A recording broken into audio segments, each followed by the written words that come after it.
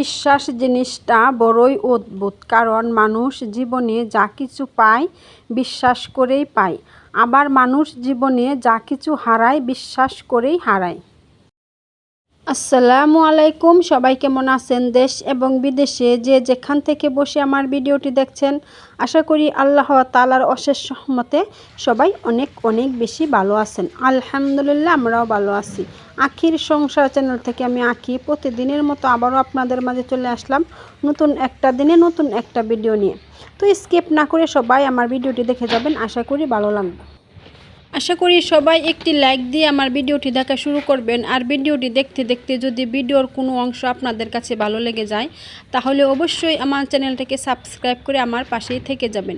আর যারা কিনা অলরেডি আমার চ্যানেলটাকে সাবস্ক্রাইব করেছেন, তাদেরকে জানাই আমি অসংখ্য অসংখ্য ধন্যবাদ। তো আমি আজকে রান্না করব দুধ কচু দিয়ে ছোটো মাছ চচ্চড়ি করব। আর এই তো দুধ কচুর পাতা দিয়ে রান্না করব শাক। তো আমি দুধ কচুর পাতাগুলো সুন্দর করে কুচি কুচি করে কেটে নিতেছি। আর এই শাকটা না খাইতে কিন্তু অনেক ভালো লাগে, সেই জন্য আমি পাতা কখনো ফালাই না, দুধ কচুর পাতা দিয়ে শাক রান্না করে ফেলি। আর এই তো আমার দুধ কচুর পাতা কুচি কুচি করা হয়ে গেছে। এখন আমি দুধ কচুগুলাকে যে আবারও কুচি কুচি করে কেটে নিচ্ছি ছোটো মাছ দিয়ে চচ্চড়ি করার জন্য। আর এবারের বছরে না আর দুধ কচু খাওয়া হয় নাই, তো এই প্রথমেই স্বাধীন আনছিল দুধ কচু, তো ছোটো মাছ দিয়ে চচ্চড়ি করছিলাম, অনেক ভালো লেগেছে। তো যাই হোক, আমার কিন্তু কাটাকাটি শেষ, আমি সব কিছু ধুয়ে নিয়েছি। আর এই তো এখানে ছোটো মাছ নিয়েছি, এই ছোটো মাছ দিয়ে হচ্ছে দুধ কচুর গোলাকে আমি চচ্চড়ি করে নেব। কথা বলতে ভুলে গিয়েছি, আমি কিন্তু ছোটো মাছ দুধ কচু দিয়ে আজকে আমি হাতে মেখে রান্না করব, কারণ হাতে মাখা তরকারি স্বাদই কিন্তু অন্যরকম। আমার শ্বশুর বলতো যে হাতে মাখা তরকারি নাকি সবচাইতে বেশি মজা হয়। আর হাতে এমনভাবে মাখতে হবে যেন মানে রান্নাটা কিন্তু হাতের মধ্যে হয়ে যায়, রান্না করার আগে যেন রান্না হয়ে যায়। তো যাই হোক, আমি একে একে সব মশলা দিয়ে দেবো, হলুদের গুঁড়া, ধনিয়ার গুঁড়া, মরিচের গুঁড়া, তো জিরার গুঁড়া, সব মশলা দিয়ে আমি কিন্তু ভালো করে মেখে নেব। আর আমি যখনই ছোটো মাছ হাতে মেখে রান্না করতে যাই, তখনই কিন্তু আমার শ্বশুরের কথা মনে পড়ে। উনি হচ্ছে সবসময় মানে হাতে মাখানো তরকারি বেশিটা পছন্দ করতো আর কি।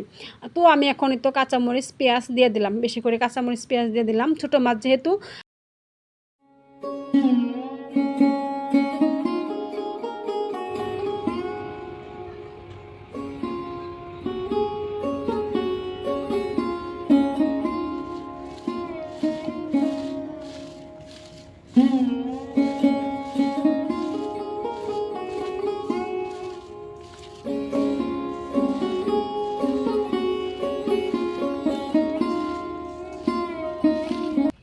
এই তো হলুদ, মরিচ, ধনিয়া, জিরার গুঁড়া সব কিছু দিয়ে কাঁচামরিচ, পেঁয়াজ, তেল, লবণ মানে সব কিছু দিয়ে ভালো করে মেখে নিয়েছি। আর মাখতে মাখতে কিন্তু সুন্দর একটা ঘ্রাণ বের হয়েছিল, তো আমি অনেক সুন্দর করে মেখে নিয়েছি। আর এখন এই তো ছোটো মাছগুলো দিয়ে দিব। আর এই তো ছোটো মাছগুলো দিয়ে ভালো করে মেখে নেব, মেখে হচ্ছে রান্নাটা করে নেব। আর আমার না রান্না করতে যতক্ষণ না সময় লাগছিল, মাখাইতে কিন্তু তার সাথে অনেক সময় লাগছিল। আর এই ছোটো মাছ তো মানে অল্প একটু মানে রান্না করে নিলে আর কি হয়ে যায়, বেশিক্ষণ সময় লাগে না। তো যাই হোক, আমি তো সুন্দর করে মেখে নিয়েছি, এখনই তো রান্নাটা বসিয়ে দেবো আর কি।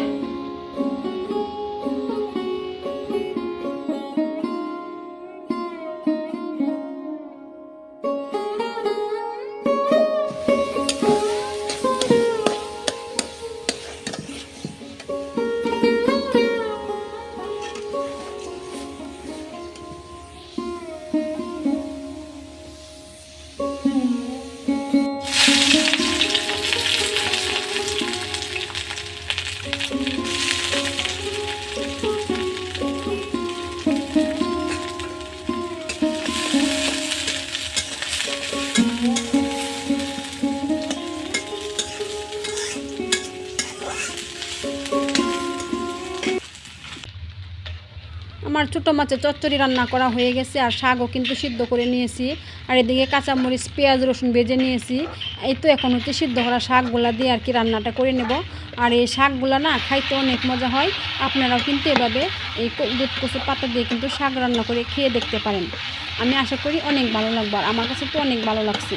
আর সাথে শুকনো মরিচ থাকলে তো কোনো কথাই নেই। এই তো আমি রান্না বান্না শেষ, আর এই তো দেখেন তরকারির কালারটা কত সুন্দর হয়েছে মাশাল্লাহ। দেখতে যেরকম সুন্দর হয়েছে খাইতেও কিন্তু মাশাআল্লাহ অনেক মজা হয়েছিল। কথায় আছে না যে যে জিনিস দেখতে সুন্দর সেটা খাইতেও সুন্দর, কথাটা একদমই ঠিক। আর এই তো দুধ কচু পাতার শাক, আর সাথে হচ্ছে শুকনা মরিচ। আর শুকনা মরিচ শাকের সাথে চিবিয়ে খাইলে কিন্তু শাকের মানে স্বাদটা দ্বিগুণ বাড়িয়ে দেয়। তো যাই হোক, আজকে এখানে রান্নাবান্না শেষ করে দিলাম। আর আমার রান্নাবান্না আপনাদের কাছে কেমন লাগে অবশ্যই কমেন্ট করে জানাবেন। তো আমার রান্নাবান্না শেষ, আমরা কিন্তু দুপুরে খাওয়া দাওয়া করে নিয়েছি। আর এখন হচ্ছে বিকেলবেলা হাঁসের জন্য আমি খাবার রেডি করে নিচ্ছি। এখানে হচ্ছে ভাত নিয়েছি, আর হচ্ছে হেঁচি শাক নিয়েছি। হেঁচি শাক কুচি কুচি করে ভাতের সাথে দিয়ে আর কি হাঁসকে খাইতে দেবো, কারণ আজকে পুরা নেই বাড়িতে। তো ভাবলাম আজকে হাঁসকে শুধু ভাত দিলে তার পেট ভরবে না, সেই জন্য স্বাধীনকে বললাম যে বিল থেকে কটা হেঁচি শাক নিয়ে আসো। তো স্বাধীন হেঁচি শাক নিয়ে আসলো, তো কুচি কুচি করে না আমি ভাতের সাথে মাখিয়ে দিছি। মাশাআল্লাহ অনেক সুন্দর করে কিন্তু খেয়ে নিয়েছে। তো এভাবেই কিন্তু আমরা হাঁসকে মানে খাওয়াইতে পারি, আর কিছুটা হলেও আমাদের সাশ্রয় হবে, তাই না? তো যাই হোক, এই তো দেখেন হাঁসগুলো কত সুন্দর করে খেয়ে নিতেছে।